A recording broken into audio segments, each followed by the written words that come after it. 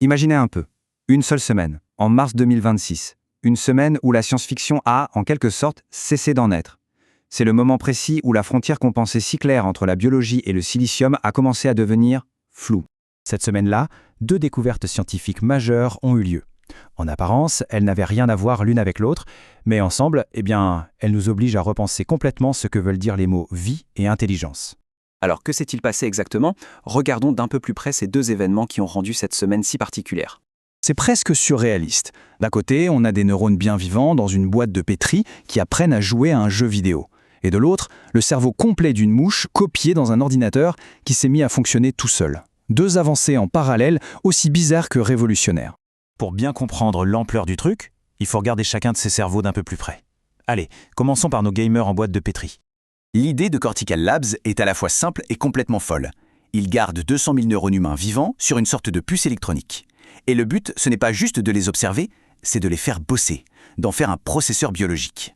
Et là où ça devient vraiment fascinant, c'est que même si ces neurones jouaient à Doom de manière très basique, leur temps de réaction était déjà plus rapide que celui d'une intelligence artificielle de pointe, comme GPT-4. La biologie brute, sans optimisation, avait déjà une longueur d'avance. Incroyable. Et attention, on ne parle pas de Pong là. En 2022, ils avaient réussi avec Pong, un jeu en 2 dimensions. Mais Doom, c'est un tout autre niveau. Ça demande de se déplacer dans un monde en 3D, de prendre des décisions complexes. C'est la preuve que ce hardware biologique est capable de gérer des tâches bien plus sophistiquées qu'on ne le pensait. Et pendant ce temps, une autre révolution se préparait.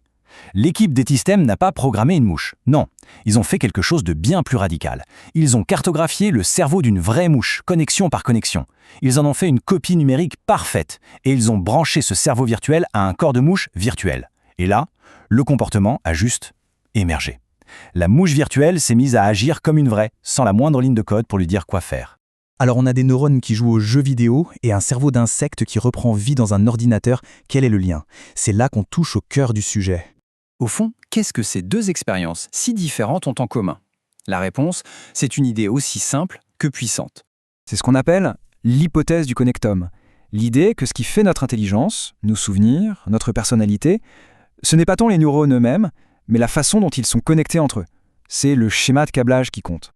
Et ça mène à une idée assez radicale. Pourquoi s'embêter à essayer de construire une intelligence de A à Z quand on pourrait tout simplement photocopier celle que l'évolution a mis des millions d'années à perfectionner? Ok, donc si on peut photocopier l'intelligence d'une mouche, quelle est la suite logique? Eh bien, les scientifiques ont déjà une feuille de route assez claire en tête. La progression semble évidente. Après la mouche, l'objectif à court terme, c'est la souris, un cerveau déjà bien plus complexe. Et la date visée, c'est pour bientôt, 2028. Et après, l'objectif ultime, bien sûr, le cerveau humain. Mais pour quand? Ça, c'est le grand point d'interrogation. Pour bien se rendre compte du défi, il faut parler chiffres. On commence avec la mouche. 140 000 neurones, c'est déjà un réseau d'une complexité folle. Ensuite, l'étape suivante, la souris. Là, on change complètement d'échelle. 70 millions de neurones, la complexité explose littéralement. Et enfin, le cerveau humain, le chiffre est juste vertigineux. 86 milliards de neurones. C'est là qu'on comprend l'immensité de la tâche qui reste à accomplir. Et cette feuille de route, forcément, elle nous fait sortir du domaine de la science pour nous emmener vers des questions philosophiques et éthiques assez profondes. La première question est la plus évidente. Si la copie du cerveau d'une mouche se comporte comme une mouche, est-ce qu'une copie de cerveau humain se comporterait comme un humain? Mais allons plus loin. Est-ce qu'une telle copie numérique contiendrait les vrais souvenirs de la personne, sa personnalité, voire sa conscience? Est-ce que ce serait une simple copie de données ou la copie d'une personne? C'est sans doute la question la plus vertigineuse. Est-ce qu'il y a vraiment quelqu'un à l'intérieur de cette machine? Cette conscience numérique, est-ce qu'elle ressent des choses? Est-ce qu'elle a sa propre expérience du monde? Parce que si la réponse est oui, alors le dilemme éthique est total. Si une conscience numérique peut penser, peut ressentir, peut-être même souffrir, est-ce qu'on doit lui accorder des droits?